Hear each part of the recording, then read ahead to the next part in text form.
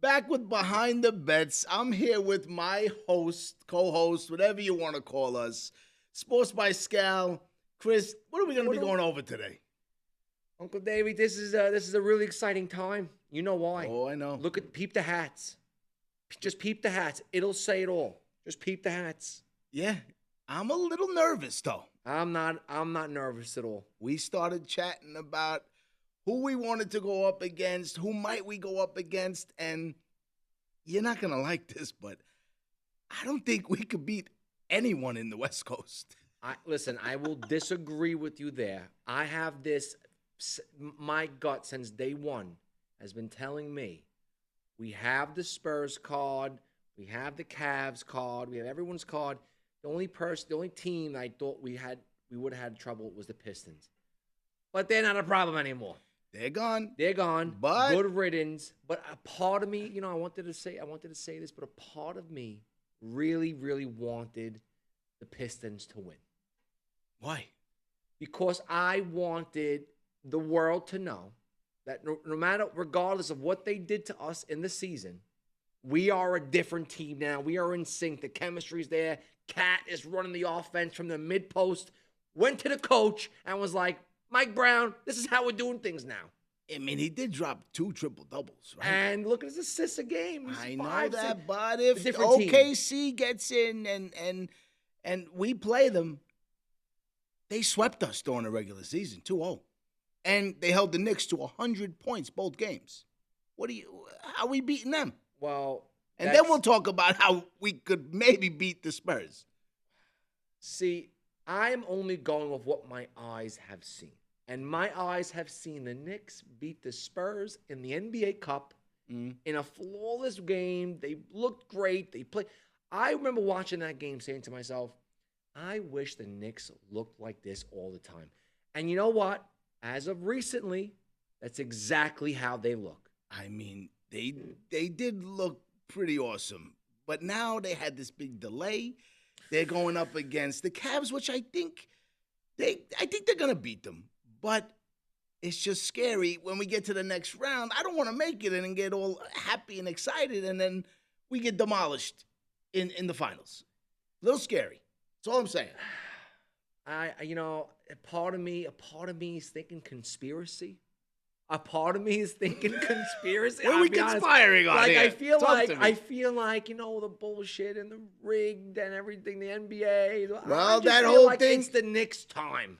I feel like they want the Knicks to win. It's been a long time, I know. It's been a long time. I feel like they want the Knicks to win. I also saw a post on Instagram yesterday that said the last time the Long Island Railroad workers striked, the Knicks won the Eastern Conference Finals. Well, and they're on strike right now. They are on strike. So I think all the pieces are falling together in a puzzle. They are on strike. A part of me thinks the chemistry is awesome on the Knicks.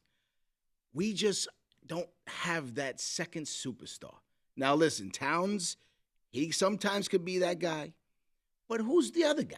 We gotta hope Bridges could get over 10 points. We got to hope Josh Hart shows up. OG Anunoby, however you want to say his name. I never can I don't even know how to spell it. I'm not going to try.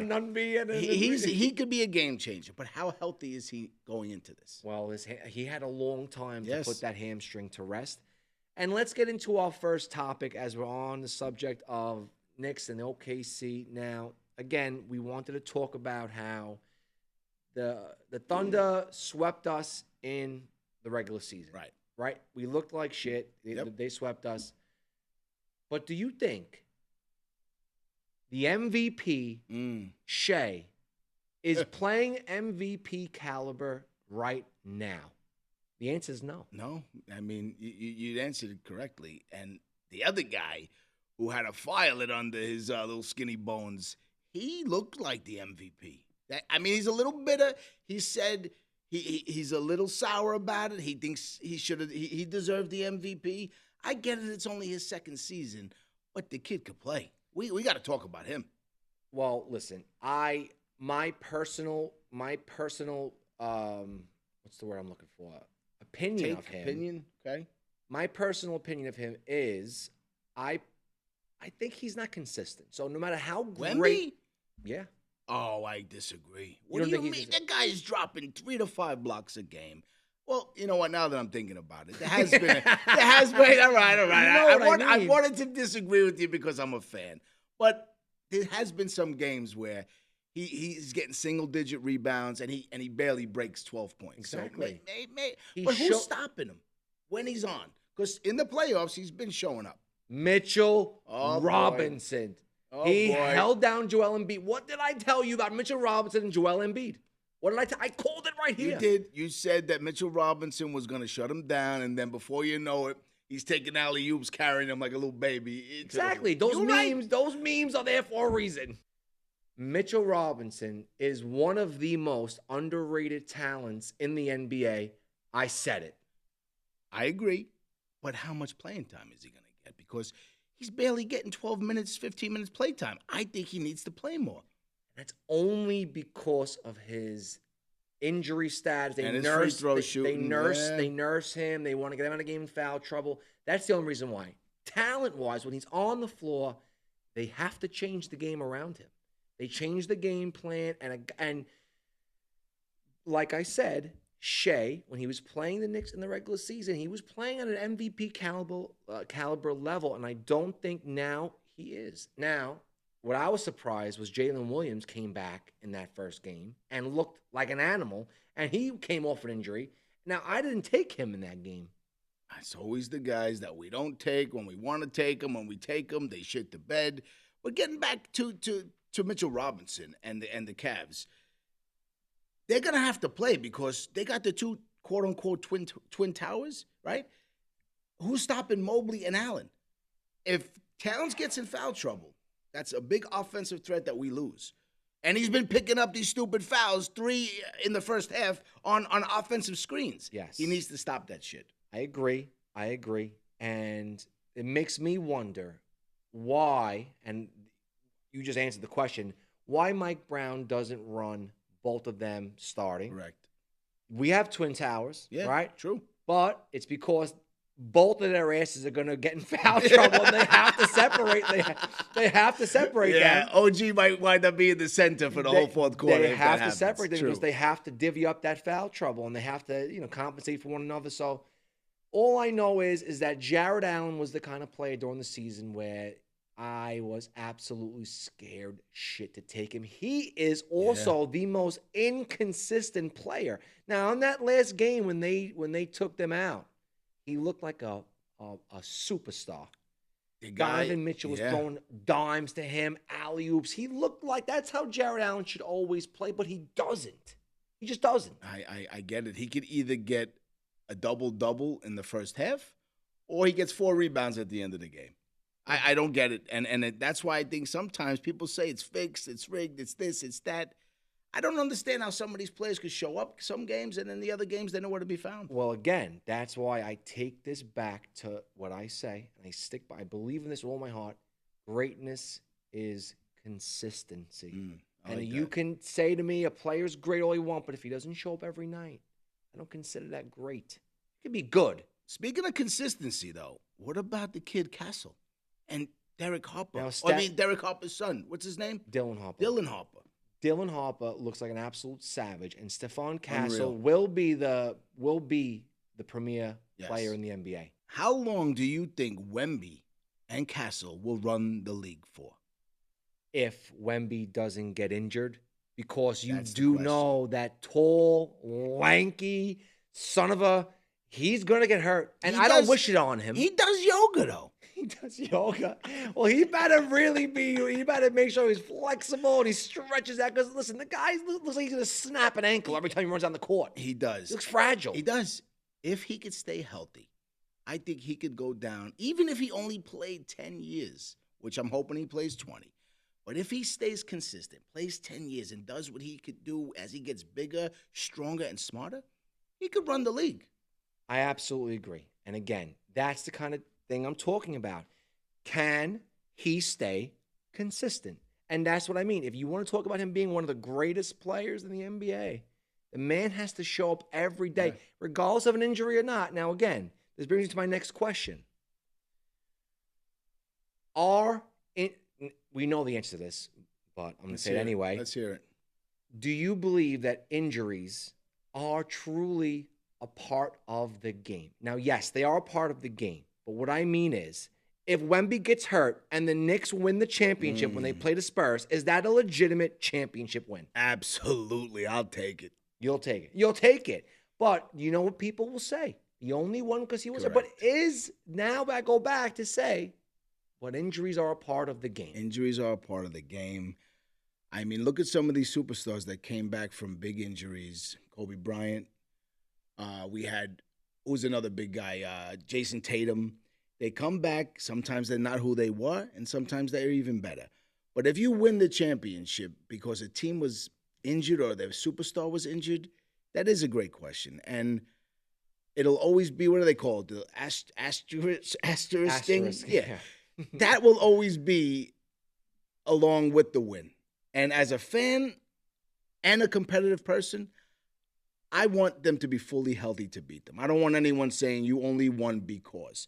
It's like the Houston Astros. They say they cheated.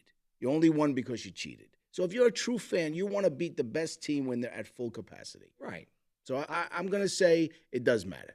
Right. And, again, I don't want him to get hurt. But if he does snap a leg or a kneecap or an ankle, he's too tall and lanky, are we going to say, well, it's a part of the game. Sorry.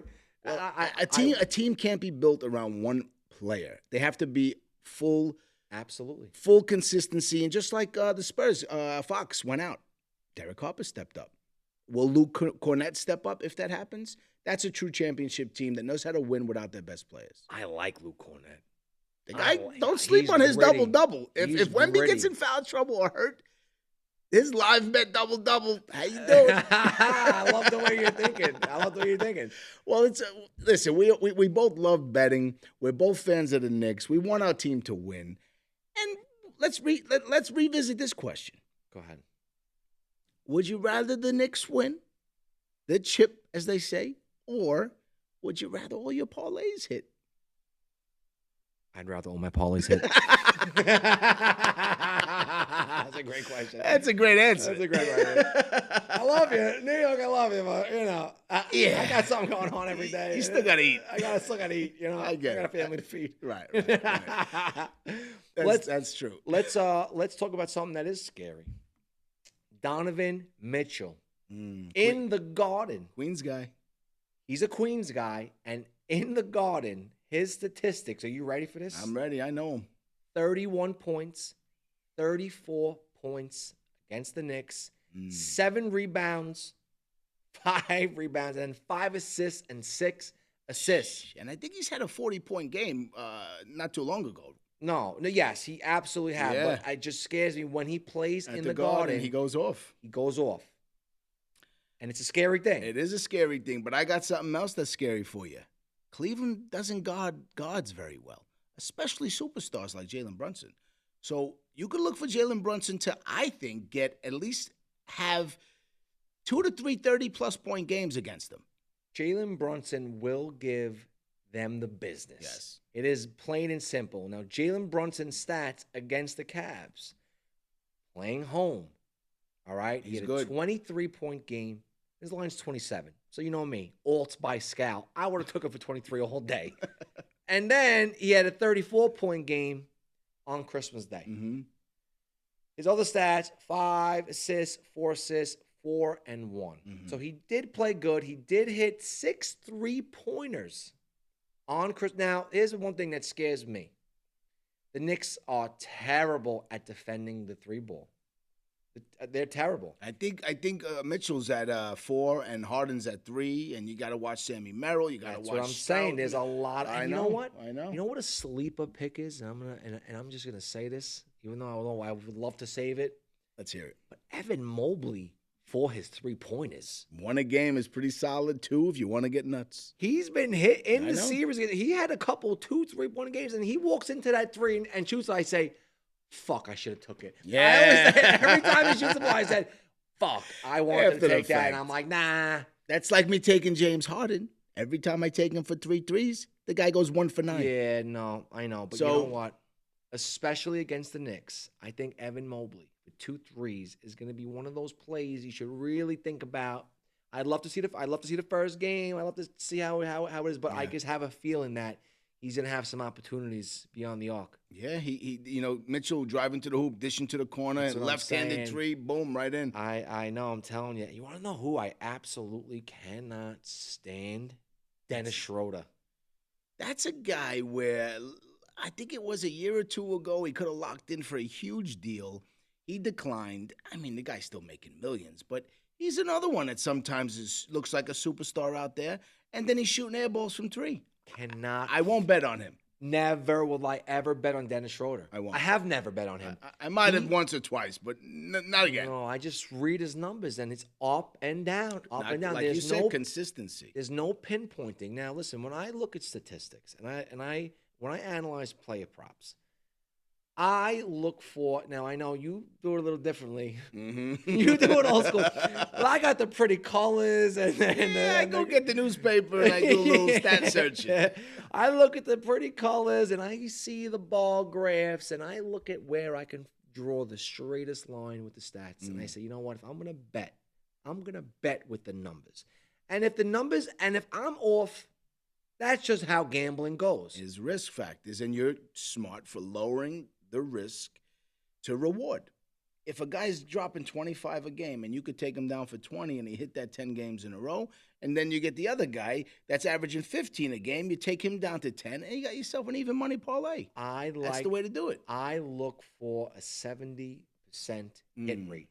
If I can find an alternate line that's anywhere between minus 250 and minus 180 and it's around 70%, I got myself a winner. I put together a couple of those, and that's how I analyze my props. That's the smart. I call that a bankroll builder parlay. Yep. And then you got your long shots where you got to tell the people this might not hit, but it's going to be fun. And if the value is there, you sprinkle a little quarter or a half a unit on it, and you hope it hits. You know something? I actually went on Pickett today. All right, I went on Pickett, and I put a couple of free plays in Pickett for my people. And I put together a 6-leg parlay, and I thought it was a bankroll builder because it was only 6 legs. Only. What are the odds? But let me tell you something. This blew my mind, all right? This 6-leg parlay, actually, this was a baseball parlay. Hitch runs RBIs, 6 legs. It was plus 2,100. Okay. A bankroll builder. That'll get you straight for the week. Well, I do 8, 9, 10. I like to shoot for the stars, but again, I'm putting together 70%. Alternate lines. Sure. I'm not making them crazy. I'm not trying to win the lottery. I'm trying to win. Some that's build the bankroll up. Right. Pickett gives you the win probability. Wow. For the parlay. You know what the probability of this hitting or any plus 2,000 parlay hitting? Do you know the percentage? Those are hard to hit, but let me hear it. No. I want you to take a guess. 73%. Of it winning? Oh, 22%. So you would say 22%? Yeah, right. Knock down a 2 off that. 20. No. 2%. Yeah. That's bad. For some reason, okay, 3%. This has a 3% chance of hitting, and that is Pickett does it all for you. Wait a minute. So you're telling me you got a better shot at getting hit by lightning? Yes. Yes, you got a better shot at getting hit by lightning than winning a 6-leg parlay. And the crazy thing is that I win these. You do. So, or if you don't win them, you go 5 out of 6, but you take them all straight, so you make money. Right. But I never really knew, and it changed my whole perspective. When I saw that, I was years old. That would almost make me not want to take it. I was today years old when I found out that these bets only have a 2% chance. So if our fan base is listening, they are. Understand that when we give out these plays, they're probably not going to hit, and they're all for fun. Yes. When I do this, I say, I'm challenging myself, and I want to know if I can go hit perfect the lotto tonight. If I can go perfect. I know it's going to lose. Now, I really know it's going to lose. I didn't think it was 2%. But what I'm saying is people that would judge a capper, oh, he don't win. He puts together these parlays. They never hit. Yeah. They're not supposed to hit. Well, that's why it's important to spread the knowledge and let the people know you're only taking these plays for fun. It is a risk. It is a gamble. but you don't bet money you can't afford to lose, and this way you're not angry in the morning. Very simple. But sometimes when I wake up in the morning and I check my bets, I'm sad. When I roll over and bet, I open my eyes. The first thing I do is I go into my DraftKings. I look at my losing slip. I lost by one. I lost by half a point, and I'm sad. But you know something? Now that I know I only had a 2% chance, it makes it not as bad. But I get what you're saying. When you do a 6-leg or a 7-leg, which you could take it down to 3 or 4, you're still gonna make good money. But when that happens, or if it's a half a point, or if someone doesn't get the RBI, or there's error, whatever it might be, it make you upset because the what if factor. It's like playing the lotto and missing by one number. I coulda, woulda, shoulda, but you got to keep in mind it's gambling, and it's a risk. As long as you're having fun and keeping it steady, we're all going to be okay because we get to do it every day. Absolutely. Absolutely. All right, let's talk about how Chet Holmgren wait, did I say, is it Holmgren or Holmgren? It's called, maybe he had a diaper on and he sharded because I think he shit his pants. The guy can't get 10 points and he's 7'2". Come on. Did Wemby really shut him down that good? Listen, my fault. I took him for 2 blocks. He cashed his blocks. Okay. But I said to myself, I was analyzing his stats, and I looked at how he played against the Spurs. And Chet Holmgren has historically played like absolute dog shit against the Spurs. It's not against the Spurs. It's against Wemby because they have this rivalry that nobody wants to talk about. That Wemby, on a basis, whenever he's asked, he states that Chet's below him. Nowhere to compare. I'd have to agree with the guy. But, his stats against the Spurs, points-wise, he's been under, 7, 10, 8, and 8. Guy barely breaks 10 points when he plays against them. And I was reading this before that first game, and I was like, this is the playoffs, right? He's going to break 10 points. And it went to double overtime. He still couldn't get that. Have you ever lost a parlay in double overtime where one of the star players have no. My girl makes fun of me. I won a plus 3,000 parlay one time, and I was so excited. But it went into triple overtime. She said it should happen. If you got a guy that all you need left is 10 points, which I did.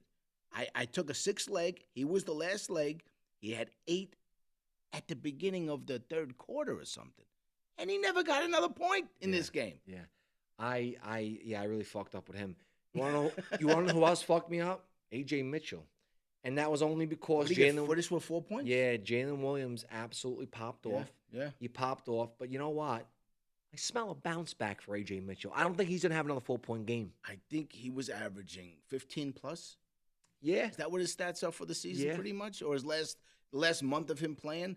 So you think he at least got to get 10. And I'm going to be looking for Chet to get 10 now that you're going to bounce back? We're going to take it for a bounce back game? The dude can't get 12 points, 10 points, 15 points. I think he bounces back. I think he has to. What about Isaiah Hartenstein? Where was he? Exactly. Where was he? Where was he? And is he even going to show up at all now? His line is 5 points. He didn't play 1 minute, I don't think, in double overtime. I don't think he got in the game during overtime at all. His stats, ready? What was his stats? 2 points, 2 assists. How many minutes did he play? He played 12 minutes. Yeah, I don't know. These are some of the things. Maybe they don't think he matches up with Wemby. Well, Chet wasn't doing anything. Wemby had a 40-20 game, whatever I think he had, right? Isaiah's been playing so consistent, though. The man's been literally under what? Let's just say he's been under his line coming into the series was 7.5, 7.5. For that number for his line was a 71% hit rate. So it's interesting to me how they price these lines. When you see a guy like Shea and all these guys, like for example, right?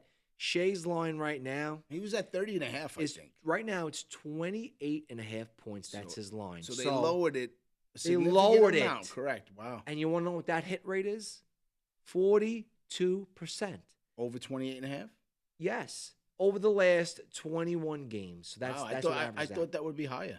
So this is what I mean when I look for value play. Sometimes it's not even worth taking the stars. You're looking at a line, and that line's going to tell you, the line is 29, but it's a 42% rate. I'd rather go with a guy under the radar like A.J. Mitchell when his line is, let's just say, 10.5. You bring it down to 9, it's a 76% hit rate. So you only got to bring it down a point or two to get to that number where you're confident in it. I like it.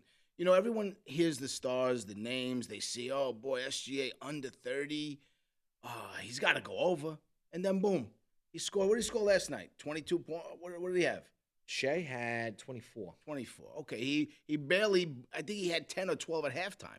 They really shut him down. And I think if they could shut him down or focus on him, and they keep him under 25, they're gonna win the series outright. Listen again, guy like Stephon Castle. One of my favorite players, by the way. Stephon Castle is one of my favorite players as well. This guy's line is 16.5 points. It's his line. 71%. Now, that to me, when your line is value, so tell me what the difference is. Why wouldn't you take a guy like Stephon Castle and his line, even if you brought it down from 17 points to 15 now, 15 points. What does that bring us to? 90% over the last 21 games. Which I'm taking, by the way. And 15 points is going to be what? Minus 210? Minus 180-ish, maybe 200. Right. It could be around there. You parlay that with 4 rebounds for him, boom, you got yourself an even money play. That's what I'm saying. So it just, sometimes I kind of want to educate the people. Let's stay away from the traps. Taking Schaefer's points very well could hit, but they price it Vegas prices how they price it for a reason. Well, someone's going to have to step up other than SGA and OKC. And if we could shop around or you do your research, and let's be real too, right? You need a little luck sometimes. Absolutely. So you got to put it all together. A little luck, a little shopping around, a little studying, and a competitive game, and you got yourself a nice parlay if you put the work in. I agree. So I took the Spurs mid-December at plus 3,300 odds to win it all. I saw they were playing well. I saw that the value was there. And now I got a cash-out option for plus $900 and something off a $100 bonus bet. So I'm in a bit of a dilemma here, wanting the Knicks to win. Now, I put a little money on the Knicks to win it all too, but what would you do if you're me? Take the cash out. Take the cash out. You're sold on the Knicks, aren't you? The Knicks are going to slap them, take the cash out. Oh, man. I hope you watch this clip soon and you take it and you say, that son of a was absolutely right. If you're listening, people, and you catch this episode before the Spurs win it all, or the Knicks, tell me what you would do or what you would have done. I'd love to know. And listen, I'll be honest with you. I truly think, again, hat or no hat, no bias, I would take the cash out. They ain't doing it. I don't think anybody's beating the Spurs. I'm going to go on record now and say this. If the Spurs stay healthy, I might double down, to be honest with you. I just had a premonition. You just felt it. I feel it in my buns the way I felt when the Giants beat the undefeated Patriots in the Super Bowl. They were plus 470 money line. I remember it. And I just knew they were going to win. At the time, I put a lot of money on it, and I won. And I feel this way about the Spurs, which you could get them to win it all still right now at plus 150 odds. It's the value you got to go with. They're a good team. And a little inexperienced, but they're really good.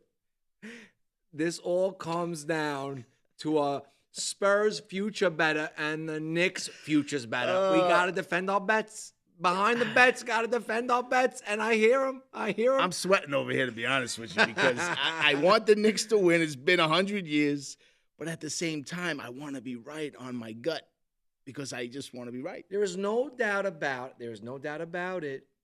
The Spurs are the premier team in the league. Yes. They are the premier team, but I just cannot forget what I watched. I can't forget what I watched, and I'll say it again. My eyes did not deceive me. I didn't make that up. The Knicks slapped them in the cup. I don't think they were any better or worse of a team. You don't think the Spurs are better now than what they were in the cup? No. Tell me why. Because I personally saw the same thing in the season. I saw spurts of greatness from Wemby. I saw spurts of greatness from Stephon Castle. There was a point in the season where Stephon Castle was averaging a triple-double all the time. I hit back-to-back. I hit on that. It was great value in it, but the guy's still dropping 15 to 20 points consistently but what a I'm game. saying is I saw that greatness that they had in the season right around the time the Knicks played them. That's the guy that we would – when we played the Spurs in the Cup, the Spurs were looked at as, oh, my God, this is a super team. Mm-hmm. Right or wrong? Yeah. And the Knicks were kind of like, oh, let's see what happens with Mike Brown. That's kind of like where the talk was. I'm a Knicks fan in my heart, but my common sense tells me that they don't have the superstardom or the athleticism that the Spurs have. They're younger, they're faster, they're more explosive. The Knicks have some experience. They have some solid players. The Spurs I just think they're on autopilot. They have nothing to lose, no fears, and they're too young to know that they're inexperienced. I think the Spurs have more. I think they have a little bit more time to grow. I think they have a lot of young talent. I think the Spurs might be a team to absolutely dominate the league in the years to come. I don't know if it's their time now. What if they won now? What would that say about this team that has a phenomenal rookie, 2-year starters, players? What would that say, and how scary would that be if they actually did win? Let's talk about that. Mike Brown's got to go. That's exactly what it would say. Mike Brown, sorry, you tried. Peace. You're out of here, pal. Guess what? This is a good take. This is your time to shine. This is your time to shine. Or the Knicks need another superstar. I think they got the pieces. I think they just need to figure out how to work the pieces. For Cat to go to Mike Brown and say, hey, coach, I think we should run the offense through me in the mid-post, and let's see how it goes. And Mike Brown was like, sure, let's try it. And they haven't lost the game since. We never know. You needed a center. You needed a center to tell you how to play. You can't see with your own eyes. Maybe Mike Brown doesn't have the confidence in him because he's a little softy pants sometimes. I can agree with that. The guy, he'd rather flail and flop and complain than actually just go hard to the basket. I could agree with that. All right, guys, we're going to wrap it here. Thank you for staying tuned to Behind the Bets. All right, I'm your host, Scal, Sports by Scal. It's Uncle Davey in the building. Spurs or Knicks, I don't know if I want the money or if I want to be happy before I leave this world with the Knicks winning. What would you do? How you doing? Thank you for staying tuned. Like, comment, subscribe, send the high points. Play responsibly. Peace. Later, guys.